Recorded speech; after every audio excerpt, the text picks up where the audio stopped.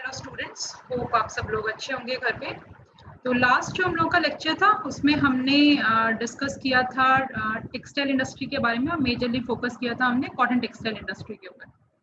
Other than cotton textile भी कई सारी और टेक्सटाइल जो इंडस्ट्रीज हैं, कई सारी और कापड़ उद्योग जो है वो हमें गुजरात के अंदर देखने के लिए मिलते हैं। जैसे कि उसके बाद एक इम्पॉर्टेंट आता है art silk textile industry. Art silk textile industry जो है आफ्टर सेकेंड वर्ल्ड वॉर, द्वितीय विश्व युद्ध के बाद से ये गुजरात के अंदर काफ़ी फ्लरिश करी है। ये हालांकि रिसेंटली अगर हम बात करें, रिसेंट लास्ट डिकेड के अंदर अगर हम बात करें तो नेचुरल सिल्क जो है यानी कि कुदरती जो रेशम है उसकी अभी कमी होने की वजह से ये जो आर्ट सिल्क इंडस्ट्री है वो पिछड़ती जा रही है, क्योंकि रेशम का कापड़ उद्योग है और तो उसके लिए कुदरती जो रेशम है वो होना ज़रूरी है। लेकिन कुदरती रेशम की जगह मार्केट में और कई सारे ये दूसरे ऑप्शंस आ गए हैं जिसमें आर्टिफिशियल सिल्क आ गया है, यानी कि कृत्रिम जो रेशा है सिल्क का, रेशम का, वो आ गया है, जिस वजह से आर्टिफिशियल सिल्क इंडस्ट्री जो है वो ज़्यादा डेवलप्ड में देखने के लिए मिलती है। लेकिन अगर हम एंशियंट टाइम से अगर हम बात करें, आर्ट सिल्क इंडस्ट्री जो है वो मेजरली फोकस करी है गुजरात के अंदर सूरत और सूरत के नियर बाय रीजन में, जिसमें वलसाड, बारडोली, चिकली, मांडवी, गणदेवी हमें और इसके अलावा जलालपुर, राणा वर्धा, ये मेजर रीजन्स हमें देखने के लिए मिलते हैं। एट प्रेजेंट अगर हम बात करें तो 17 मैकेनिकल लूम्स हैं जिससे आर्ट सिल्क का प्रोडक्शन किया जा रहा है, रेशम का कापड़ जो है बनाया जा रहा है। करीब 860 स्मॉल यूनिट्स भी इसके हैं, छोटे छोटे 860 जितनी इकाइयां हमें इस क्षेत्र के अंदर देखने के लिए मिलती हैं। Gujarat is major centre for the production of raw silk. Gujarat में रेशम की अगर हम बात करें तो रेशम का काफ़ी अच्छा उत्पादन होता है यहाँ पे।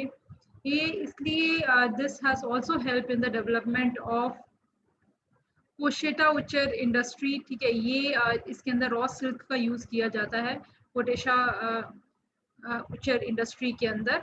तो इस वजह से आर्ट सिल्क इंडस्ट्री भी हमें ये भी गुजरात के अंदर देखने के लिए मिलती है। फिर आती है khadi textile industry.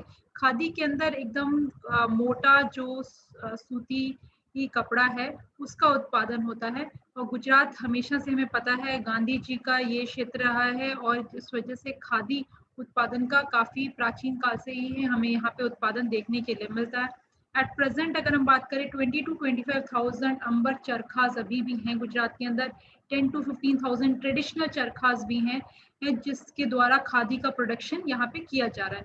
Khadi textile industry even around 3 lakh जितने जो लोग हैं उनको एम्प्लॉयमेंट प्रोवाइड कर रही है गुजरात के अंदर। फिर आती है वूलन टेक्सटाइल इंडस्ट्री, यानी कि ऊनी कापड़ उद्योग।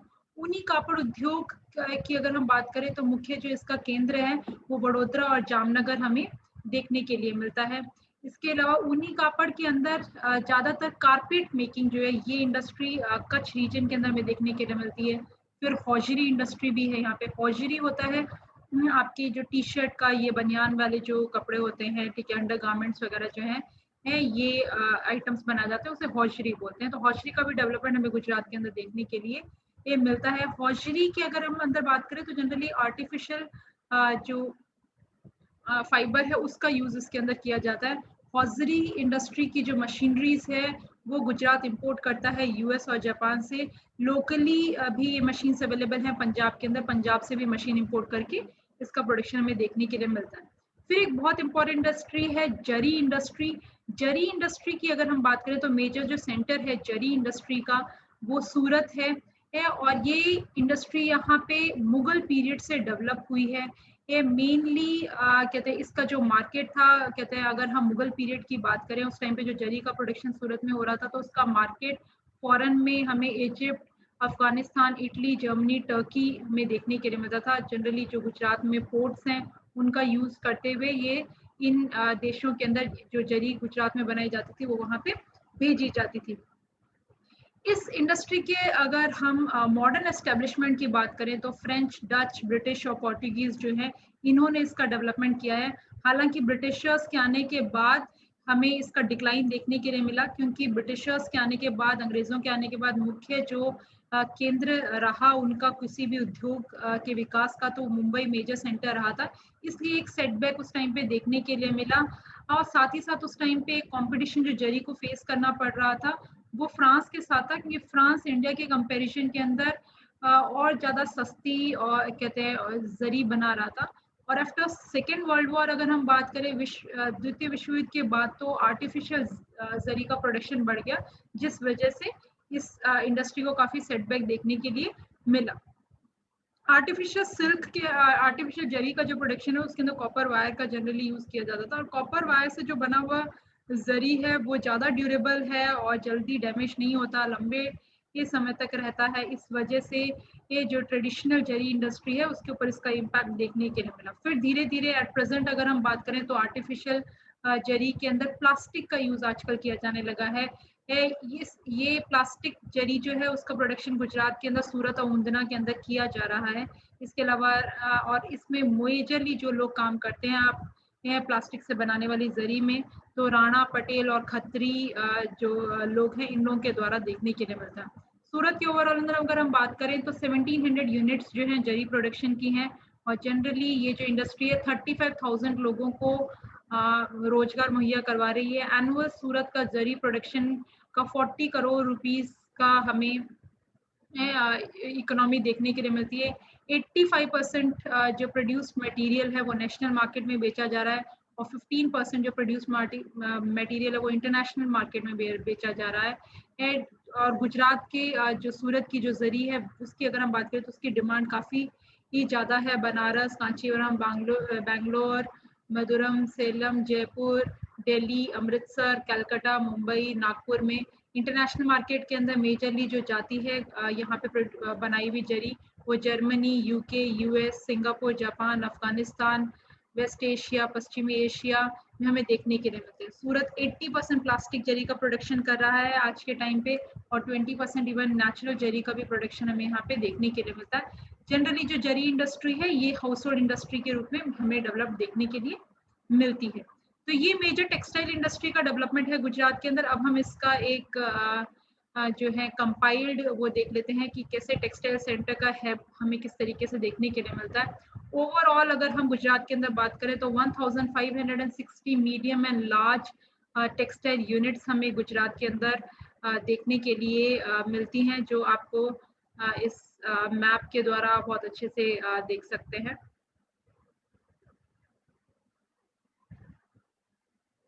यहाँ पे अगर हम बात करें ओवरऑल गुजरात के अंदर ये 6 सेंटर्स हैं, जिसके अंदर कच्छ जो है, कच्छ में टेक्सटाइल हैंडीक्राफ्ट्स हमें मेजरली देखने के लिए मिलते हैं इस एरिया के अंदर। सुरेंद्रनगर, माधवगढ़ और गोंडाई में अगर हम बात करें कॉटन की जो लाइनिंग्स है, कॉटन का जो प्रोडक्शन है वो मेजरली हमें यहाँ पे देखने के लिए मिलता है। सौराष्ट्र रीजन के अंदर जयपुर में अगर हम बात करें तो hand printing and processing units का मेजर सेंटर ये है। और यहाँ पे अहमदाबाद में अगर हम बात करें तो Ahmedabad is the Manchester of the east, और डेनिम सिटी भी इसको बोला जाता है, या पूर्व का मैनचेस्टर ये डेनिम सिटी बोला जाता है। बहुत इंपॉर्टेंट है, ये बहुत बारी एमसीक्यू या ऑब्जेक्टिव टाइप में पूछ लेते हैं कि मैनचेस्टर ऑफ ईस्ट क्या है, ये डेनियम सिटी कौन सा है, तो ये अहमदाबाद आपको पता होना चाहिए। फिर आप अंकलेश्वर एंड तापी रीजन की बात करें तो यहाँ पे टेक्निकल टेक्सटाइल है, और जनरली ये आर्टिफिशियल रेयन, नायलॉन और हॉजरी का जो है वो प्रोडक्शन हमें देखने के लिए मिलता है। वहीं सूरत में अगर हम बात करें तो इसे सिल्क सिटी कहा जाता है प्रोडक्शन के अंदर। गुजरात में ओवरऑल 18 टेक्सटाइल रिलेटेड प्रोडक्ट्स के जो क्लस्टर्स है वो हमें यहाँ पे देखने के लिए मिलते हैं। गुजरात लार्जेस्ट प्रोड्यूसर है टेक्सटाइल के अंदर, अराउंड 33% जो कंट्री का प्रोडक्शन है वो गुजरात के द्वारा होता है। और एक्सपोर्ट के अंदर अगर हम बात करें, गुजरात 60% जो कॉटन है उसका एक्सपोर्ट गुजरात करता है। अराउंड 50% कंट्री का आर्ट सिल्क फैब्रिक का प्रोडक्शन सिर्फ सूरत के द्वारा हमें देखने के लिए मिलता है। Gujarat is also largest producer of denim in India. Denim आपको पता होगा जीन्स जो होती हैं, 65% जो कंट्री की जीन्स है उसका प्रोडक्शन गुजरात के द्वारा हमें देखने के लिए मिलता है, and it is the 3rd largest in the world. About 24 to 28% जो है fixed investment production of small scale industries जो है हमें टेक्सटाइल इंडस्ट्रीज के द्वारा मेजरली देखने के लिए मिलता है। गुजरात में highest number of medium and large scale textile processing houses हैं, करीब 600 जितने हमें ये देखने के लिए मिलते हैं, and it is home to more than 50% of India's processing machinery manufacturers and 90% of the weaving machinery and manufacturing. Even जो टेक्सटाइल इंडस्ट्री के अंदर जो मशीनरी का यूज़ किया जा रहा है, 50% जो कुल भारत देश के अंदर जो मशीनें बनाई जा रही हैं, उसका 50% मशीनें कॉटन टेक्सटाइल इंडस्ट्री में गुजरात में उसका यूज़ हमें देखने के लिए मिलता है, तो जो कि एक बहुत बड़ी बात है। Then Gujarat contributes over 1/4 of the country's technical textile output. Technical textile के अंदर भी अगर हम बात करें तो 1/4 जो उत्पादन है वो हमें गुजरात के द्वारा देखने के लिए मिलता है। इसके अलावा Gujarat is also largest producer of man made filament fabric and the second largest producer of cotton. और मैन मेड फिलामेंट के अंदर अगर हम बात करें यानी कि कृत्रिम रेशे के अंदर भी अगर हम बात करें तो गुजरात का सेकेंड जो नंबर है हमें या सॉरी इट्स लार्जेस्ट सबसे ज्यादा उत्पादन हमें देखने के लिए मिलता है, जबकि कॉटन में कपास के उत्पादन में ये दूसरा नंबर गुजरात का हमें कंट्री के अंदर देश के अंदर देखने के लिए मिलता है। ओवरऑल अगर हम बात करें तो Gujarat has leveraged the advantage of the capital intensity in the textile industry and it is triggering capital and the human productivity. इससे काफ़ी ज़्यादा जो कैपिटल है यानी कि पैसा जो है वो जनरेट हमें देखने के लिए मिलता है। हाई रॉ मटेरियल अवेलेबिलिटी, क्योंकि गुजरात के पास है अराउंड 62% ओवरऑल जो पेट्रोकेमिकल आउटपुट है इंडिया का उसका प्रोड्यूस हमें यहाँ पे होने की वजह से मैन मेड जो फाइबर्स हैं उसका प्रोडक्शन देखने के लिए मिलता है।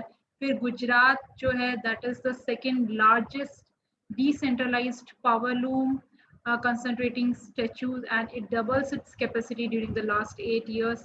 अगर हम पावर लूम्स के अंदर अगर हम बात करें तो गुजरात का दूसरा नंबर हमें देखने के लिए मिलता है। अराउंड 50,000 कॉटन के लिए यूज होने वाले पावर लूम्स है और 8 लाख जितने फिलामेंट के लिए यूज होने वाले पावर लूम्स हमें देखने के लिए मिलते हैं। इसके अलावा Gujarat is the largest producer of cotton in the country और कपास का भी अच्छा उत्पादन करता है Gujarat producers around 93 lakh bales of cotton in 2012 and 13 and that is utilizing around 24.97 lakh hectares of the land. Okay, इतना ज़्यादा कपास का जो उत्पादन है हमें गुजरात के अंदर देखने के लिए मिलता है। एट प्रेजेंट अगर हम कैपेसिटी की बात करें गिनिंग के अंदर 1200 यूनिट्स इसके हमें देखने के लिए मिलते हैं। स्पिनिंग में 1.2 मिलियन जितने वर्किंग स्पिंडल्स हैं। वीविंग के अंदर 50,000 लूम्स हैं। प्रोसेसिंग में मीडियम और लार्ज के अंदर अराउंड 600 यूनिट्स हमें देखने के लिए मिलते हैं जिसमें यार्न, फैब्रिक, गारमेंट्स तीनों आते हैं। निटिंग और अपरेल्स के अंदर अगर हम बात करें स्मॉल एंड मीडियम में अराउंड 2 लाख जितने मशीनरीज हैं। हैंड प्रिंटिंग के 1500 यूनिट्स तो अकेले सिर्फ जयपुर में हमें देखने के लिए मिलते हैं। इसके अलावा टेक्सटाइल इंडस्ट्री के लिए एजुकेशनल सेक्टर के अंदर भी गुजरात में काफ़ी डेवलपमेंट हुआ है।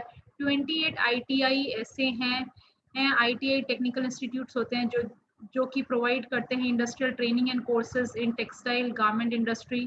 ठीक है, with an approximate intake of 5,876 यानी कि हर साल करीब 5,876 जितने जो लोग हैं उनको टेक्सटाइल और गारमेंट इंडस्ट्री के बारे में जो इसके बारे में उनको नॉलेज या उनको ट्रेनिंग जो है वो गवर्नमेंट के द्वारा दी जा रही है। मेजर एकेडमिक इंस्टीट्यूट्स की अगर हम बात करें जो कि ट्रेनिंग प्रोग्राम ऑफर कर रहे हैं इसके अंदर जो कि काफ़ी इंपॉर्टेंट काफ़ी रिनाउंड इंस्टीट्यूट्स हैं उसमें Ahmedabad Textile Industrial Research Association ATIRA, then Man-made Textile Research Association MANTRA ये सूरत में है। National Institute of Fashion Technology NIFT Gandhinagar में है। Apparel and Leather Techniques ALT Technical College ये अहमदाबाद में है। National Institute of Design NID ये अहमदाबाद में है। Surat Education and Research Society ये सूरत के अंदर है। गुजरात में इवन 3 इंजीनियरिंग कॉलेजेस हैं अहमदाबाद, वडोदरा और सूरत के अंदर जो कि टेक्सटाइल टेक्नोलॉजी के अंदर भी इंजीनियरिंग की डिग्री दे रहे हैं। इसके अलावा टेक्सटाइल प्रोसेसिंग और टेक्सटाइल इंजीनियरिंग के अंदर भी ये डिग्रीज दे रहे हैं। इसके अलावा NTC है national textile corporation and planning ने भी 2 COE सेंटर ऑफ एक्सेलेंस जो है गुजरात के अंदर 2 इसके सेंटर्स established किए हैं। इसके अलावा Gujarat government also provides to an apparel training institutes and the trainees as well as training support to the power loom sectors।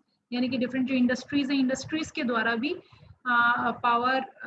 Apparel training जो है वो दी जाती है या उनके खुद के इंस्टीट्यूट्स के द्वारा, तो उसमें भी हमें गवर्नमेंट का सपोर्ट काफ़ी ज़्यादा देखने के लिए मिलता है। मेजर जो स्पेसिफिक टेक्निकल कोर्सेज जो ITI के द्वारा प्रोवाइड किए जाते हैं टेक्सटाइल सेक्टर के अंदर उसमें कटिंग एंड सीविंग है, कटिंग एंड एम्ब्रॉयडरी है एंड नीडल वर्क है, computer aided dress making and dress design है, टेलरिंग है, पैटर्न मेकिंग है, फिनिशिंग गारमेंट चेकिंग है।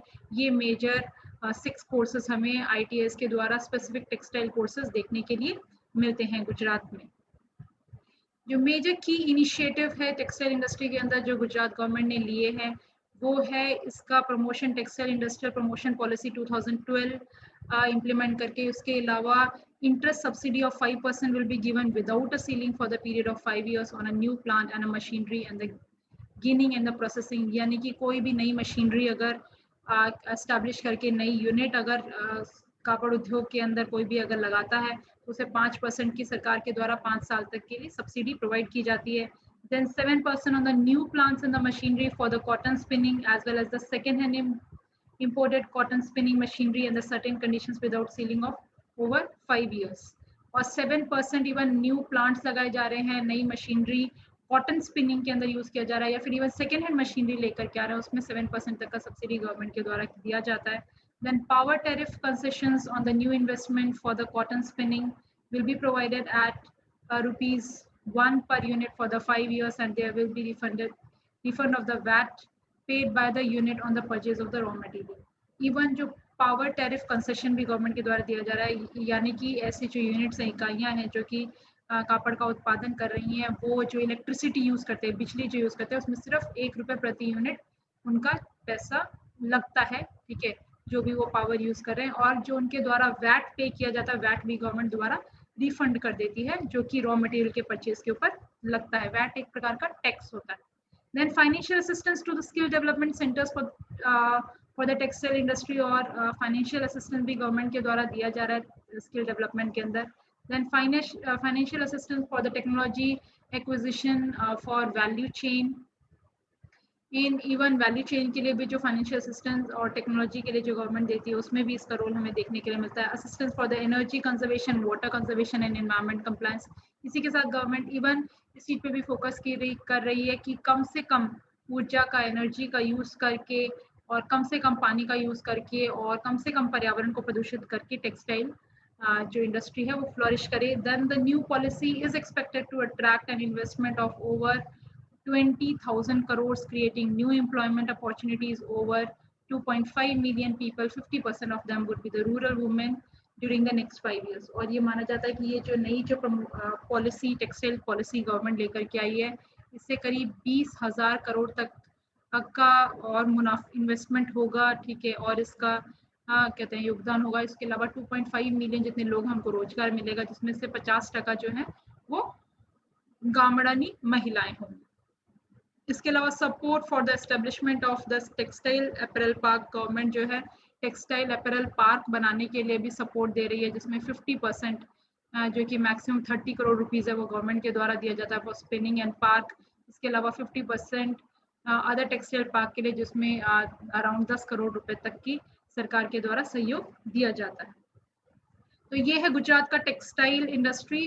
मैंने 2 पार्ट्स में ये लेक्चर लिया है आपका। अगर एग्जाम के अंदर आता है तो ये पूरा का पूरा टेक्सटाइल इंडस्ट्री एज इफ आएगा, यानी कि कापड़ उद्योग आएगा, तो उसके अंदर आप ये दोनों लेक्चर का जो पार्ट है वो आंसर के अंदर इंक्लूड करेंगे। तो नेक्स्ट लेक्चर के अंदर हम इंजीनियरिंग इंडस्ट्री कवर करेंगे। Thank you students and have a nice day.